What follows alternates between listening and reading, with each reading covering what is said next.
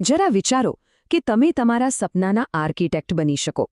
એવી દુનિયા જ્યાં તમે માત્ર એક દર્શક નહીં પણ દિગ્દર્શક હોવ.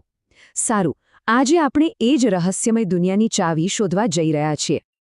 આ પંક્તિઓ કેટલી સુંદર રીતે સપનાના બેવડા સ્વભાવને બતાવે છે નહીં? એક બાજુ એ માત્ર આપણી કલ્પના છે અને બીજી બાજુ એ આપણા માટે એક આખા જીવન જેવું બની શકે છે.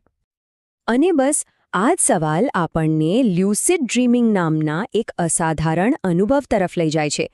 એક એવી અવસ્થા જ્યાં આપણે સપનાની વાર્તાના લેખક બની શકીએ છીએ. ચાલો આ અદ્ભુત ઘટનાને સ્ટેપ બાય સ્ટેપ સમજીએ.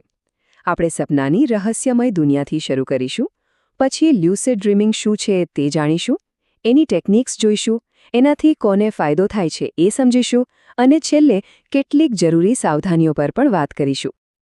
તો સૌથી પહેલાં વાત કરીએ સપનાની એ દુનિયાની. એક એવી સૃષ્ટિ જે મોટાભાગે આપણા કંટ્રોલની બહાર હોય છે. પણ આ અનિયંત્રિત દુનિયામાં સભાનતા લાવવાનું જે સાધન છે એને જ લ્યુસિડ ડ્રીમિંગ કહેવાય છે. તો આખરે છે શું આ? એકદમ સરળ શબ્દોમાં કહું તો લ્યુસિડ ડ્રીમિંગ એટલે એ ક્ષણ જ્યારે તમે સપનામાં જ અચાનક સમજો, અરે આ તો એક સપનું છે, અને જેવી આ જાગૃતિ આવે એ તમને વાર્તા બદલવાની કે તમારી આસપાસની દુનિયાને કંટ્રોલ કરવાની શક્તિ આપી શકે છે. વૈજ્ઞાનિક રીતે જોઈએ તો આ REM સ્લીપ દરમિયાન થાય છે. ખબર છે, આ એ જ સ્ટેજ છે જ્યારે આપણું મગજ લગભગ જાગેલી હાલત જેટલું જ એક્ટિવ હોય છે. અને એટલે જ આ સમયે સ્વપ્નમાં ચેતના માટે એકદમ પરફેક્ટ વાતાવરણ બનાવે છે. આ બંને વચ્ચેનો તફાવત આ રીતે સમજી શકાય. જો સામાન્ય સપનામાં આપણે કોઈ ફિલ્મના પ્રેક્ષક જેવા હોઈએ છીએ, જે બસ વાર્તાને જોયા કરે છે.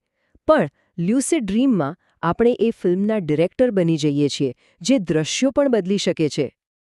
પણ સવાલ એ છે કે સ્વપ્નમાં જાગૃત થવું કેવી રીતે? એના રસ્તા કયા છે? ચાલો કેટલીક મુખ્ય ટેકનિક્સ પર એક નજર કરીએ. લ્યુસિડ ડ્રીમિંગ કોઈ જાદુ નથી. એ એક કૌશલ્ય છે, એક સ્કિલ છે. અને એને વિકસાવવા માટે આ કેટલીક મુખ્ય પદ્ધતિઓ છે જેનો લોકો નિયમિત અભ્યાસ કરે છે. આ દરેક પદ્ધતિનો એક જ હેતુ છે, સપનામાં જાગૃતિ લાવવાનો. જેમ કે વાસ્તવિકતાની તપાસમાં તમે દિવસ દરમિયાન વારંવાર પોતાની જાતને પૂછો, શું હું સપનું જોઉં છું?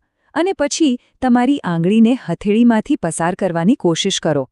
ધીમે ધીમે આ આદત તમારા સપનામાં પણ આવી જાય છે. અને ત્યાં જ્યારે તમારી આંગળી હથેળીમાંથી આરપાર થઈ જાય ત્યારે તમને જવાબ મળે છે, હા. પણ આ બધી મહેનત કરવાની શા માટે?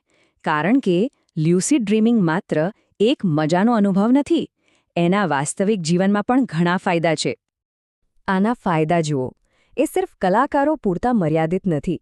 વિચારો કે કોઈ એથ્લીટ પોતાના મનમાં જ આખી મેચની પ્રેક્ટિસ કરી શકે, અથવા કોઈ થેરાપિસ્ટ પોતાના ક્લાયન્ટને એમના ડરનો સુરક્ષિત રીતે સામનો કરવામાં મદદ કરી શકે. અરે, એ તો ચેતનાનો અભ્યાસ કરવા માટે એક જીવતી જાગતી પ્રયોગશાળા બની શકે છે. પણ હા, દરેક શક્તિશાળી સાધનની જેમ લ્યુસિડ ડ્રીમિંગનો ઉપયોગ પણ ખૂબ જ જવાબદારીપૂર્વક કરવો જરૂરી છે. તો ચાલો એની સાથે જોડાયેલી કેટલીક સાવધાનીઓ પર પણ નજર કરીએ. આ વાત ખાસ યાદ રાખવા જેવી છે કે આ પ્રથા દરેક માટે યોગ્ય નથી. એટલે વિવેક બુદ્ધિનો ઉપયોગ કરવો ખૂબ જ જરૂરી છે. અમુક લોકો માટે આનાથી ઊંઘમાં ખલેલ પડી શકે છે, અથવા તો વાસ્તવિકતા અને સ્વપ્ન વચ્ચેની જે પાતળી રેખા છે એ ઝાંખી પડી શકે છે.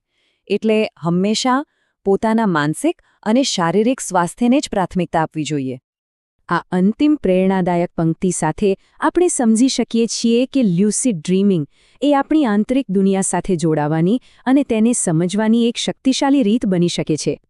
તો સવાલ એ જ છે કે જો પોતાના સપનાને નિયંત્રિત કરી શકાય તો સૌથી પહેલાં શું શોધવું ગમે?